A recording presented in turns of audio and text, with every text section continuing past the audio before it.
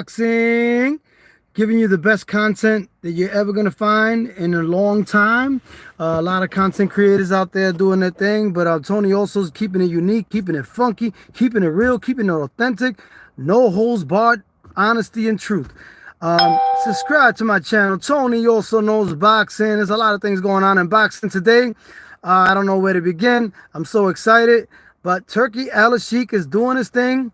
Something that I was always thinking about, that Turkey Al Sheikh should put all the best Puerto Rican talent together, or at least some of the best Puerto Rican talent together in the same card.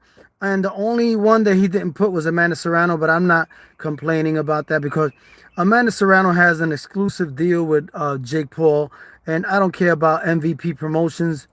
I only care about the best possible fights, and Turkey Al Sheikh looks like he's doing the thing with his boxing. He's doing the thing with his promotion, actually. America is not doing what Turkey Al Sheikh is doing. America should follow Turkey Al Sheikh's lead. I didn't expect all Puerto Rican card, all these fighters from Puerto Rican descent. Subriel, Matias, Edgar Berlanga, and they say Oscar Collazo is going to be on the card, and David Morrell is a Cuban. He's going to fight Katayev. Never heard of him, but he's 10-0 with 9 KOs, a Russian guy, and that's going to be interesting. But right now, I want to focus on the fight that I think is going to probably steal the show, the Subriel Matias versus Alberto Puello. That fight right there has me nervous. I feel like that's a really, really, really tough fight for Subriel Matias. But, you know, again, it could be a really tough fight for Alberto Puello. Alberto Puello, he doesn't always fight the same, from what I noticed in two different fights that I've watched him. I've watched him fight Gary Antoine Russell, who was 17-0 with 17 KOs when they fought the first time, and they never fought again. But he actually used his skills to defeat Gary Antoine Russell. But I think it was a close fight. But I think Puello really used his boxing skills, and he really used his legs, his movement, and he doesn't have power. I think he's 25-0 with 10 KOs. He doesn't have power. King Lewis, thanks for tuning in. Subscribe to that channel. Tony also knows boxing. Subscribe to my channel. You didn't know what? Specify King Lewis. Thanks for tuning in. Give me your feedback. Yeah, so Alberto Puello, he beat Gary Antoine Russell. You didn't know that? Yeah, he beat him and then he fought after he beat Gary Antoine Russell. Alberto Puello fought Martin. He fought the Spanish guy from Spain, the one that beat Teofimo Lopez, but they gave the fight to Teofimo Lopez because of politics, boxing, you know, the name fighter. So I feel like when he fought, I saw the difference when Alberto Puello fought Martin. I think his name is Chris Martin, not Chris Martin. What's his first name? Somebody help me with his first name. Martin was the guy that lost a controversial decision to Teofimo Lopez, and I feel like they robbed him. And he fought Alberto Puello, and Alberto Puello, they say that the fight could have went to Martin instead of Puello. I didn't get to see that fight, but I got to watch it like today. I got to watch a lot of the highlights of that fight because I didn't get to watch that fight. And I noticed that Martin, not Martin Lawrence, I don't want people to get it twisted with Martin Lawrence, but Martin, the one that fought Teofimo Lopez and got robbed, he fought Alberto Puello, and I seen that it could have went to Martin. It could have went to him. But he didn't box a lot like the way he did with Gary Antoine Russell, Alberto Puello. He fought in the pocket. He fought toe to toe. Actually, he was going toe to toe. He didn't use a lot of movement with his legs. But when he fought Gary Antoine Russell, he fought him, and he also used a lot of movement with his legs. But he he's a good boxer. He can box. He can use it that those boxing skills whenever he needs it. So it's like we don't know what Alberto Puello is gonna go in the ring with Subriel Matias. Subriel Matias, what he needs to do to defeat Alberto Puello, I think he can't let Alberto Puello think. Because when Gary Antoine Russell, who was 17-0 with 17 KO, one of the Russell brothers, Gary Russell's brother, when he fought him, it's like he was boxing him and slugging it out with him, but he wasn't he was trying to time him, and he wasn't throwing a lot of combinations like Subriel Matias would do. His style is different, but he was actually fighting really smart, like, but at times he was like reckless, like he would throw shots and he wouldn't, like he would miss. And he, sometimes, when you throw shots that are wide, and you don't throw a lot of shots, but you're timing the fighter, it's like a fighter like Alberto Puello will time you, and he will counter you, and he has that ability, that boxing ability, that he can move, use his legs, and fight you in the pocket, but also move. But sometimes he'll just go toe to toe.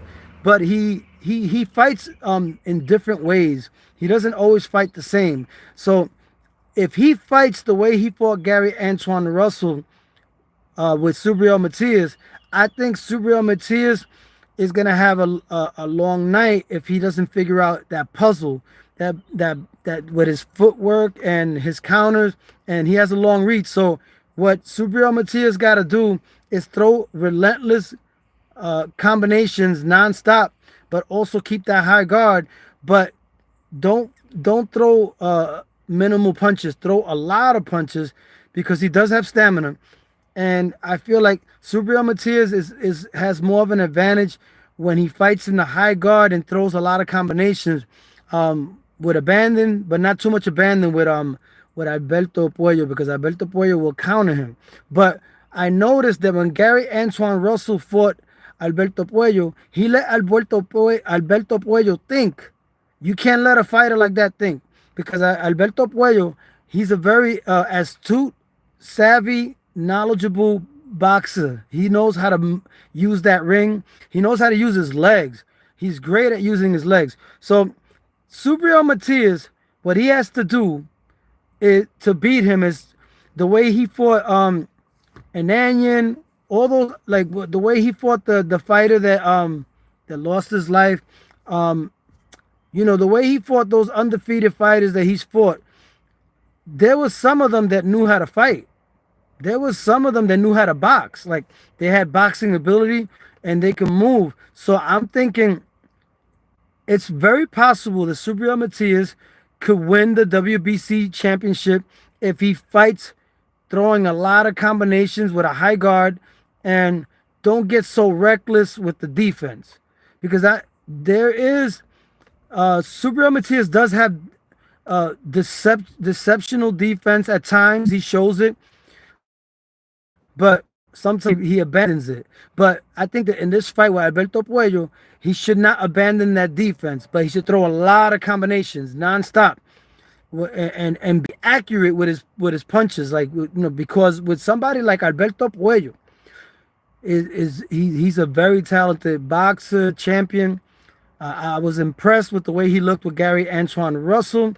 He didn't look the same with Martin, but it was a fight that was close. But a lot of people, I saw the highlights. I had technical difficulties on my phone.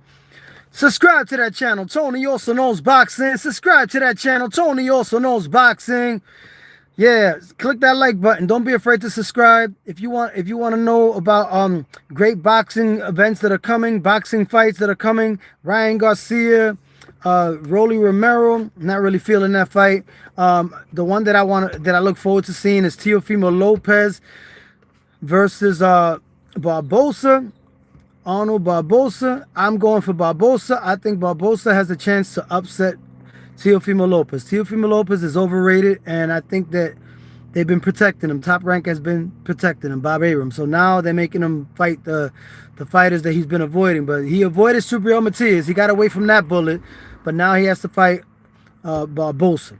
And I think Barbosa doesn't like him. He doesn't like Teofimo Lopez. He's not feeling him the way they're going at it in the press conference. And you know, I, you know, I'm going for Barbosa in that fight, and I think Ryan Garcia is gonna knock out Rolly Romero. I don't like Rolly Romero. I really don't like him. I think he's a clown, and I think Teofimo Lopez is a clown. He might be related to Rolly Romero. He might. So, subscribe to that channel. Tony also knows boxing. Who do you think is gonna win between Subriel Matias and Alberto Puello? Who do you think is going to win? That fight is not the main event. The main event is going to be, from what I understand, William Cepeda versus Shakur Stevenson, which I think William Cepeda is a talented boxer. He's too slow, too lethargic. He's not gonna be as hard as everybody. A lot of people are saying. A lot of boxing fans are saying that this is gonna be Shakur Stevenson's toughest fight. This is what I heard from some boxing fans, some comments that I received and I read about on social media. But I think that he's a De La Hoya, Oscar De La Hoya creation, as far as like the reason why that a lot of people are saying that he's gonna beat Shakur Stevenson is because people are basing that assessment based on how Shakur Stevenson looked against De Los Santos.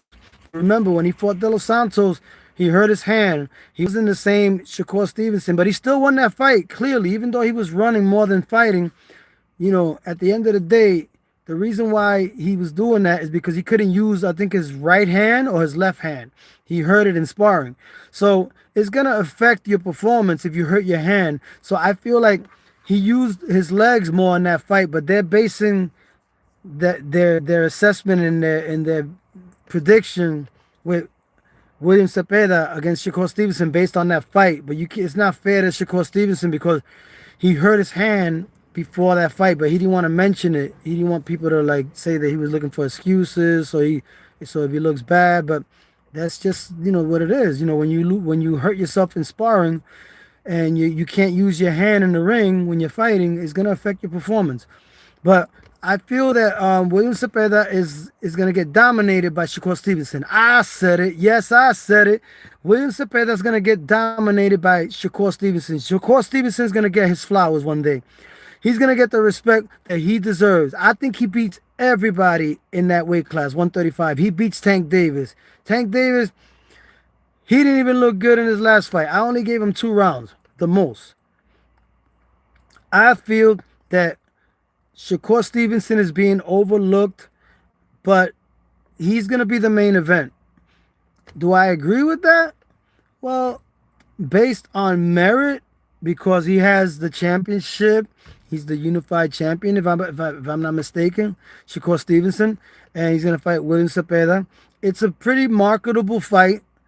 Mexico versus Puerto Rico / African American, because Shakur Stevenson is half Puerto Rican. His father, who passed away, he never had a relationship with him, but he met him in his last days. He got to know him before he passed away.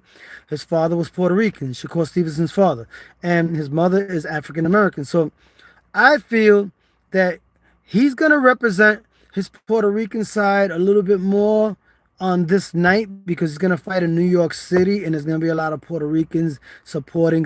Supposed to be in the opening card to open up the main event. I think Oscar Collazo is going to be part of it, but it's not confirmed yet. He's 12-0 with 10 KOs, if I'm not mistaken, at the 105 pounds. He's a 2-time champion. He's a 2-belt champion. And David Morrell is going to fight Kataev, who David Morrell got his first loss with David Benavidez, and I want to see how he bounces back from that loss with Kataev, unknown that I don't know about. But I think Turkey Al-Sheikh is promoting. He's promoting not Kataev. I don't think he's promoting Kataev. He's promoting the fighter that's fighting Edgar Berlanga. The fighter that's fighting Edgar Berlanga is Shariz. I think that's his last name, and he's undefeated. But they say he lost against Adames in his last fight. I didn't get to see that fight, but I heard that he lost that fight and that he's gonna fight Berlanga for a title eliminator, which I don't think they deserve to have a title eliminator because Edgar Berlanga hasn't proven anything. He's never been a champion, and he only fought Canelo and lost to Canelo. He didn't dominate, or he looked. Nobody expected him to get knocked. People expected him to get knocked out. So since he went the distance, everybody's giving him too much credit. Yeah, he went the distance, but he didn't win a lot of rounds. So, and then Edgar Berlanga is the main event. And I feel like the main event should be Subriel Matias versus Puello or Shakur Stevenson versus William Cepeda. Well, based on merit, I would say Shakur Stevenson deserves the main event, to be the main event. So I don't disagree with that. But at least the co-main event should be Subriel Matias versus Puello. That's what I think. But they didn't make that one the co-main event. They made let me see. No, actually, they made Shakur Stevenson the co-main event versus William Cepeda, which is messed up. Why they made Edgar Berlanga the main event over Shakur Stevenson is beyond me, because Shakur Stevenson is a two-time champion and he's undefeated and he's fighting a legitimate contender. This guy, William Cepeda, is a contender. He's the goods. He's talented, but he's too slow and too lethargic for Shakur Stevenson. But it is a good matchup because it's interesting. You don't know. You never know. You never know what could happen in a fight. But I see Shakur Stevenson dominating him. He might have trouble maybe like in the first 3 rounds, maybe. But I think he should be the main event, Shakur Stevenson. I wrongfully said that he wasn't, that it was Edgar Berlanga was going to be a co-feature, but I made a mistake. Edgar Berlanga is going to be the main event. Shakur Stevenson is going to be the co-main event. And then I think Subriel Matias versus Puello is going to be the fight before the co-main event with Shakur Stevenson and William Cepeda. That's what I think. I'm sweating bullets over here. Subscribe to that channel. Tony also knows boxing. Subscribe to that channel. Subscribe to my channel. I'm trying to get to a thousand subscribers. I'm getting really close. What do you guys think? Do you think that do you care who's the main event? Does anybody over here cares who's the main event? As long as they have a stacked, talented card with good boxes and evenly matched fights. I just feel like Edgar Berlanga, he's not really fighting anybody. The only guy that he fought was Canelo, but Canelo's fighting the easy touches because he knows he's gonna lose to David Benavidez, so he chose to fight Berlanga. And then the winner of this fight, if this guy beats Berlanga, he's gonna fight Sharizi, another undefeated that didn't prove anything and didn't really beat Adames in his previous fight that a lot of people are saying. I gotta actually see that fight to make my assessment, but that's what people are saying in the internet. But yeah, I just feel like Turki Al-Sheikh, he's united the best possible fights that you can make right now with Puerto Ricans. Subriel Matias versus Puello, Edgar Berlanga versus Shariz, which is, he's undefeated, so it's interesting. It's intriguing in some way, but that Edgar Berlanga is limited. Like, he's improved in his boxing. His boxing gotten a little bit better, but I mean, we want to see him fight somebody like Caleb Plant. That's the kind of fight I want to see, Berlanga in. Like, okay, like I want you to prove something, to win a championship. But this is a popularity contest. They put the popular fighter in the main event instead of Shakur Stevenson, which he really deserved the main event. But I'm just happy that this fight is being made July 12th because, we need a fight like this, with the best possible opponents, Puello versus Subriel Matias, David Morrell versus Kataev. He's undefeated, Russian guy, 10-0 with 9 KOs.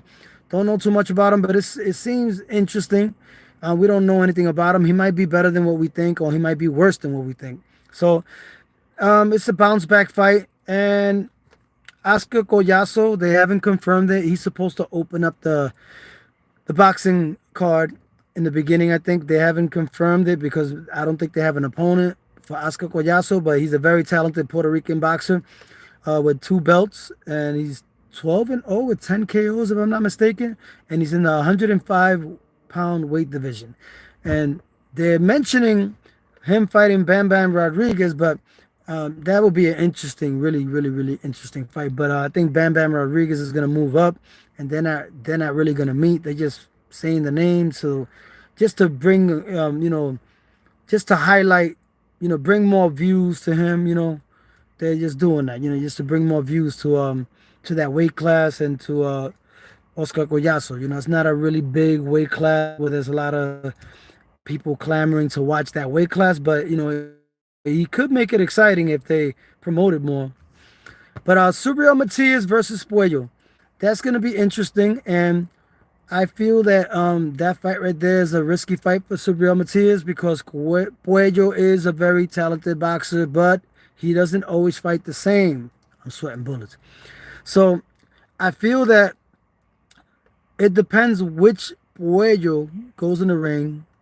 If he goes in the ring trying to slug it out like the way he did with Martin, I think that Subriel Matias could beat him. But if he boxes the way he boxed and uses ring generalship against Gary Anton Russell, I think that Subriel Matias could lose that fight. It all depends on who imposes their will and their style on each other. And he does get hit. Puello gets hit. I'm not going to say he's Pernell Whitaker. I'm not going to say he's Mayweather. I'm not going to say that, but he does have boxing skills. He has good legs. And I see him being a trouble for Subriel Matias if he can use that to his advantage. But if Subriel Matias is able to throw a lot of combinations and be relentless and don't allow Alberto Puello to think like the way Gary Antoine Russell mistakenly did, then he could win the fight. Subriel Matias could win the fight. It's a 50-50 fight, and it's a fight that got me on pins and needles. It got me really not knowing who's going to win. But every time I think about the way Alberto Puello boxes, it makes me doubt that Subriel Matias will win. But then when I see the way Subriel Matias overwhelms opponents, even boxers in the past that he's fought, undefeated boxers before he was ranked #1 for the championship belt, the IBF, before the second title eliminator, he fought like 2 undefeated fighters back to back, and one of them or 2 of them had boxing ability. They could box like Puello. They had that kind of not the same style, but the similar boxing ability to a degree. So I feel like Puello he uses his legs really good when he needs to. He did it with Gary Antoine Russell. So if he does that with Subriel Matias, then it's going to be a long night for Subriel Matias. But if Subriel Matias could figure out that puzzle and not make him think, because that's the thing. If you let him think, if you give him enough time to think, if you allow him room to think, Alberto Puello will use his skills and outthink you if you let him do that. But Martin didn't allow him to think. He kept going right on top of him, countering him, punching him, and staying right on top of him like white on rice. Subriel Matias got to do the same thing. And Subriel Matias may not be as fast as Martin, but he is not slow. He's fast. But if he fights like the way he did in his last fight, he can't fight like that against Alberto Puello, because Alberto Puello he uses his legs, and he has to throw more combinations than he did in his last fight. In his last fight, he started pretty fast. He picked up fast. I think it was against Goyas Valenzuela, and he knocked him out in the 8th round. Well, he looked impressive, but he got hit a little bit too much. It was unnecessary. But maybe with this guy, with Alberto Puello, he's not going to do it, because from what I understand, Coqui, my brother, shout out to my brother Coqui, who gave me this information, said that he used to be that Subriel Matias used to be sparring partners with Alberto Puello, and they were friends. And in the ring, there's no friends. So Puerto Rico versus Santo Domingo, man, I'm going for Puerto Rico. I'm going for Subriel Matias, but it's not an easy fight, and I don't even have a prediction for this fight. I just have scenarios, and I just have scenarios of keys to victory for each fighter. But I feel that Subriel Matias, he could win this fight. He just has to not allow Alberto Puello to think. He has to do the opposite of what Gary Antoine Russell did. Gary Antoine Russell fought good. He fought a hell of a fight. But he allowed Alberto Puello to outsmart him, outthink him. Alberto Puello used his legs and countered him, made him miss, but not always made him miss. He was still able to get hit. But I think that the mistake that Gary Antoine Russell did was he he tried to time him and he tried to box him, and but he also fought him too. I saw that. But he didn't throw a lot of combinations like Subriel. Maybe that's not his style. Maybe he don't throw a lot of combinations like Subriel, but he is aggressive. He's very aggressive, Gary Anton Russell. But he uses angles, and he was trying to do that with Puello. Puello is a better boxer than Gary Anton Russell, so that explains why he got outmaneuvered and outsmarted and outslicked by Alberto Puello. But I feel like Subriel Matias is a different animal compared to Gary Anton Russell. He's straightforward. He doesn't use too much lateral movement. He can, block and use defense when he wants to. I've seen highlights of that, and he showed it in spurts. But if he ups that ante in defense and offense, throw a lot of combinations, don't allow Alberto Puello to think at all, because he throws more combinations than Gary Anton Russell, Subriel Matias. He does. But he's more flat-footed, and Gary Antoine Russell is better with his stance, with his leg movement. But I feel that Subriel Matias is deceptively skillful defensively at times, and he's awkward. And the way he throws the way he throws his jabs, his combinations, he throws it from a close range, jabs, uppercuts, but he has to do a lot of that and a lot of high guard defense, but also throw many combinations, because that's the way you're gonna beat somebody like Alberto Puello. Alberto Puello is a very intelligent boxer, but he doesn't always fight the same. Sometimes he brawls, sometimes he uses footwork. He didn't brawl all the time with Gary Anton Russell, but he did when he wanted to. But he did more lateral movement, he used more of his footwork than anything else. But he actually was fighting him as well. He was fighting Gary Anton Russell, but he was fighting him with his legs, because Gary Anton Russell was trying to box him and fight him. It was like, and he don't throw a lot of combinations, Gary Anton Russell, like Subriel Matias. He throws a lot of combinations, but not a lot like Subriel, like 1,000 a fight. No, he throws combinations, but not as much as Subriel. And I think the way to beat Alberto Puello is to smother him and throw a lot of combinations and cut the ring and fight the way Subriel Matias has fought before Liam Paro.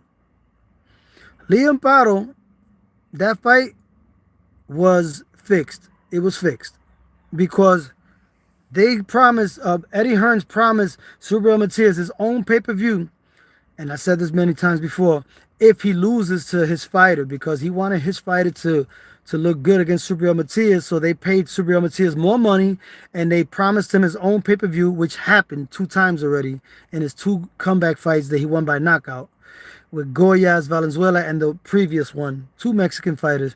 I don't remember the previous Mexican fighter's name, but they were all knockouts in Puerto Rico, in Fajardo. And those were all pay-per-view. The second pay-per-view, he had pay-per-view, his own pay-per-view 2 times, Subriel Matias. So Eddie Hearns promised him his own pay-per-view if he loses to one of his fighters, so that way he could fight, Liam Paro could fight Richard Hitchinson, and then he could have control of the belts, the IBF. So there's politics in that too, because Subriel Matias is ranked number 1, the mandatory, to Richard Hitchinson's belt, the IBF, and they relinquished his number one ranking so he could fight Alberto Puello, the WBC champion. So they relinquished his number 1. They should not relinquish it, but I guess that was the politics. That was the deal that they made with him. So what do you guys think?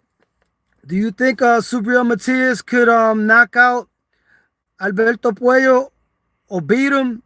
Or do you think Alberto Puello is going to beat Subriel Matias? Give me your predictions. Give me your predictions and send me some comments. I want some engagement with my people, with my fans over here.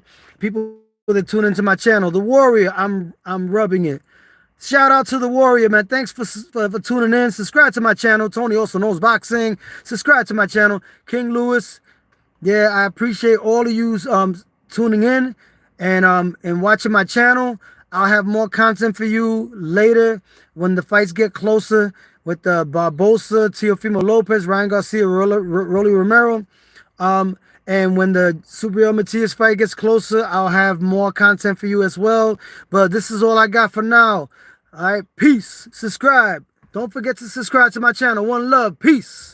Tony also knows boxing. Subscribe to that channel. I'm sweating bullets over here. I'm doing it for you guys, man. Subscribe to the channel. Tony also.